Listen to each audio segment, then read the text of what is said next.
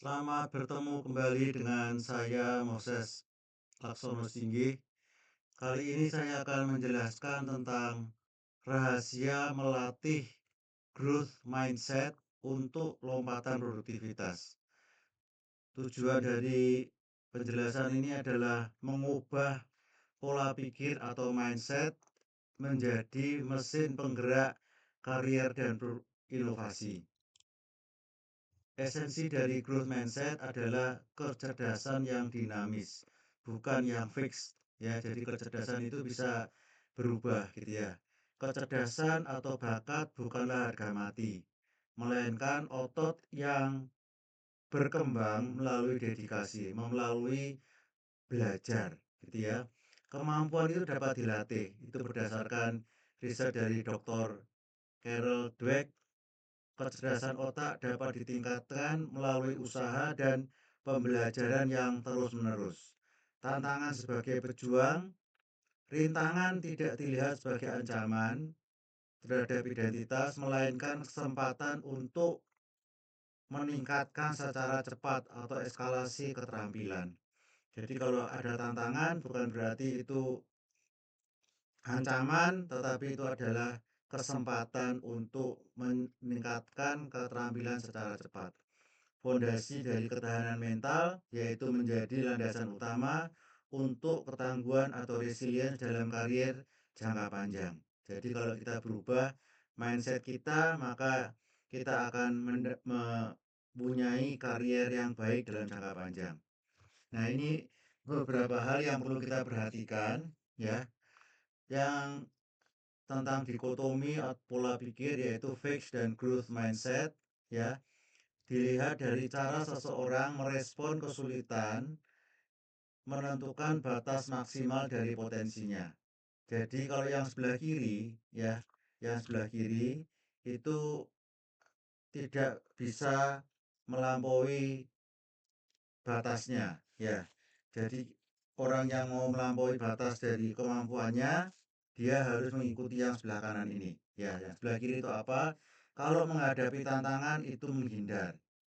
Ya, kalau growth mindset, kalau ada tantangan diterima. Oh, ini tantangan, kita diterima gitu ya.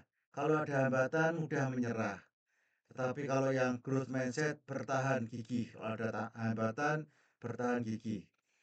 Usaha itu dianggap sia-sia, percuma saya berusaha, dulu sudah berusaha dan gagal. Nanti kalau sekarang saya berusaha ya akan gagal lagi. Tetapi yang growth mindset itu adalah kalau usahanya adalah jalur menuju penguasaan. Jadi kalau saya tidak bisa, saya harusnya belajar untuk berusaha untuk menguasai yang saya tidak bisa. Kalau ada kritik, yang fixed mindset itu ini hinaan personal. Tetapi kritik bagi orang yang growth mindset adalah evaluasi konstruktif. Ya, kesuksesan orang lain dianggapnya sebagai ancaman. Orang yang growth mindset, kesuksesan orang lain itu merupakan sumber inspirasi. Apa artinya? Artinya kesuksesan orang lain bisa kita tiru. Ya, kalau orang lain lagi yang sukses lagi kita tiru lagi, kita tiru lagi, kita tiru lagi. Akhirnya kita bisa menghadapi kesuksesan, mendapatkan kesuksesan seperti orang-orang yang kita tiru caranya tadi. Ya, 4 pilar penggerak pola pikir. Ya, yang pertama adalah rangkul tantangan, keluar dari zona nyaman secara sadar. Yang berikutnya, bertahan hadapi hambatan, melihat kegagalan sebagai rintangan operasional sementara, bukan jalan buntu. Ya, yang ketiga adalah hargai usaha. Usaha keras adalah jembatan logis untuk menuju penguasaan materi. Belajar sedikit, sedikit, sedikit sesuai dengan tahapan-tahapannya, maka kita akan mendapatkan yang dulunya belum kita kuasai. Belajar dari kritik, menerima umpan balik tanpa tendensi defensif atau personal. Jadi kalau ada kritik jangan saya tidak begitu, nggak bisa begitu. Ya silakan kita terima kritik dan kritik itu menjadi cambuk bagi kita untuk meningkat gitu ya. Oke, katalis produktivitas di dunia kerja. Growth mindset adalah fondasi yang penting, krusial untuk kemampuan adaptasi, kolaborasi, inovasi karier. Pola pikirnya seperti ini, ketahanan berkelanjutan karyawan tetap termotivasi untuk mencari solusi alternatif meskipun menghadapi krisis proyek. Ya, jadi kita harus bertahan, ya. Aksinya bagaimana? Adaptasi yang fleksibel, sangat terbuka dan cepat beradaptasi terhadap perubahan tren industri serta teknologi baru. Meskipun saya sudah cukup berumur gitu ya, pada saat saya tahu ada artificial intelligence September 2022 yang lalu ChatGPT, saya langsung daftar dan saya belajar gitu ya. Pada semester yang bersangkutan, itu kebetulan awal semester, saya memberitahu murid-murid saya di semua kelas, sekarang ada ChatGPT, kita harus kita caranya begini-begini. Tujuannya apa? Supaya murid-murid saya tidak dalam tanda kutip membohongi saya, membodoh-bodohkan saya gitu ya. Nah, kolaborasi tim ya, menghargai masukan dan melihat kesuksesan rekan kerja sebagai bahan bakar kesuksesan tim secara kolektif. Jadi kalau ada teman yang sukses, teman yang hebat di tim yang bersangkutan, itu menjadi bahan bakar atau energi untuk meningkatkan kemampuan kita. Ya, akar terbentuknya pola pikir. Pola pikir tidak muncul secara instan. Ia dibentuk oleh rekam jejak hidup, namun selalu dapat dikalibrasi. Kita ngikuti caranya siapa, lalu ada cara yang lain lagi dari orang lain lagi. Kita bisa menyesuaikan sesuai dengan kemampuan kita, karena tidak mungkin kita atau sukar bagi kita untuk mengikuti yang sangat hebat dari kita, bertahap gitu ya. Jadi growth mindset itu asalnya dari mana? Pengalaman masa kecil, dukungan dan eksplorasi dan keberanian mencoba hal yang baru. Kalau masa kecilnya pada saat saya di Australia, anak-anak itu didukung oleh orang tuanya, ayo terus hebat hebat hebat gitu ya. Kalau di Indonesia seringkali sebaliknya, ya. Kamu masih kecil, gak bisa apa-apa. Nah itu menekan, ya. Pola asuh tadi yang saya jelaskan di sebelah kiri tadi, penekanan, ya. Itu menghambat growth mindset. Tetapi pujian, kamu hebat, kamu bisa, kamu teruskan, teruskan gitu ya. Nah, itu yang akan membuat growth mindset.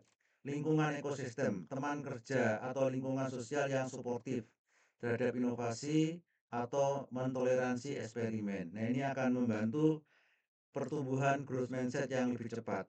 Tetapi meskipun lingkungannya tidak suportif ya, tetap kita harus mengembangkan growth mindset. Gitu ya. Nah, strategi yang pertama, kekuatan dari kata belum. Menambahkan kata sederhana sebelum sederhana membuka peluang neurologis bagi otak untuk mencari solusi. Dari saya tidak bisa, kita ganti menjadi saya belum bisa melakukan ini.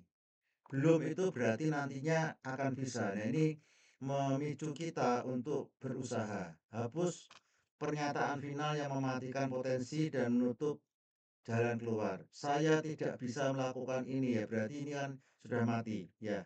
Menciptakan ruang mental untuk ekspektasi pertumbuhan di masa depan. Ini yang pernyataan belum ini. Menjaga agar motivasi intrinsik, motivasi dari dalam diri kita tidak berhenti oleh batasan keterampilan saat ini. Jadi kita tidak bisa apa, itu jangan jangan kita katakan saya tidak bisa gitu ya, saya belum bisa, saya akan berusaha gitu ya. Yang kedua, strategi pada proses bukan hasil ya. Itu yang merayakan usaha strategi untuk pilihan membangun ketahanan jangka panjang. Fokus pada hasil bukan ya, motivasinya akan rapuh. Tetapi kalau kita fokus pada proses, kita akan mempunyai motivasi yang tangguh, menghargai perjalanan belajar ya, sehingga bisa mencapai sukses gitu ya. Nah, yang ketiga, mendefinisikan ulang kegagalan. Kegagalan bukan cerminan identitas, melainkan data empiris untuk perbaikan strategi. Jadi kalau gagal, aduh saya gagal, nanti saya akan gagal lagi, bukan. Tetapi kalau gagal ya kita berusaha untuk memperbaiki. Lakukan analisis objektif terhadap apa yang tidak berfungsi tanpa menyalahkan diri.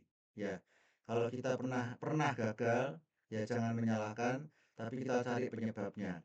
Terapkan cara usaha, terapkan cara pembelajaran tersebut untuk merancang strategi operasional yang baru. Ya, gagal, kita analisis, berkembang, ulangi lagi, coba lagi, gagal lagi terus ini. Ya, ini orang-orang yang berhasil dia akan melakukan seperti ini ya. Jadikan kesalahan masa lalu sebagai batu pijakan untuk tembok penghalang. Ya, jadi bukan kegagalan merupakan kecelakaan begitu ya yang tidak bisa diperbaiki, tapi kegagalan sebagai batu pijakan untuk melangkah lebih lanjut. Kesimpulan, siklus positif produktivitas, growth mindset menciptakan efek bola salju. Pembelajaran memicu kemajuan yang memicu dorongan untuk belajar lebih lanjut.